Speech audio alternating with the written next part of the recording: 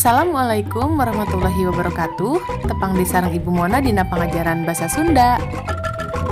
Materi anu baris di pedar ayeuna nyaeta kecap rajekan.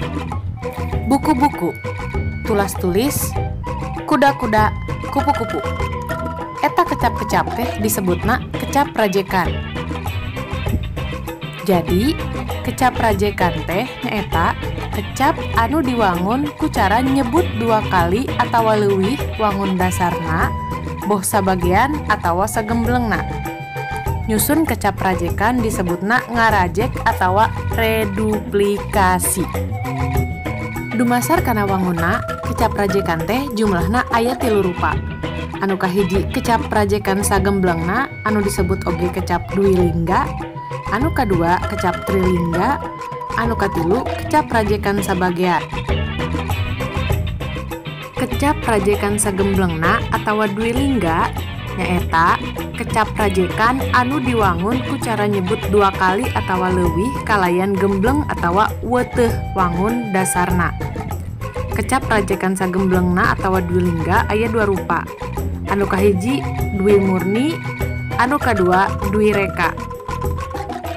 Dwi murni nyaeta kecap rajekan anu diwangun ku cara nyebut dua kali sagemblengna atawa secara weuteuh wangun dasarna bari teu robah sorana. Contona buku-buku, kuda-kuda, guru-guru, ibu-ibu, bapak-bapak, nya jeung saterusna. Sedengkeun dwi reka nyaeta kecap rajekan anu diwangun ku cara nyebut dua kali sagemblengna wangun dasarna bari robah sorana. Contona bulak-balik, gulang-guling, tulas-tulis, goal-geol, punten, jeung saterusna. Anu salajengna nyaeta trilingga. Trilingga nyaeta kecap rajekan sagemblengna atawa secara weuteuh anu diwangun ku cara nyebut 3 kali wangun dasarna bari robah sorana. Contona dar-der-dor, blag-blig-blug, brang-breng-brong. Tah gitu, teraskeun. Anu salajengna nyaeta kecap rajekan sabagean. Nyaeta kecap rajekan anu diwangun ku cara nyebut 2 kali sabagean wangun dasarna boh robah sorana boh henteu. Kecap rajekan sabagean oge aya 2 rupa. Aya dwi purwa jeung dwi madya.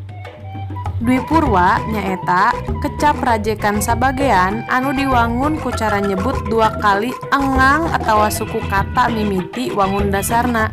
Contona tatajong, sesepak, papaling, kitunya jeung saterusna.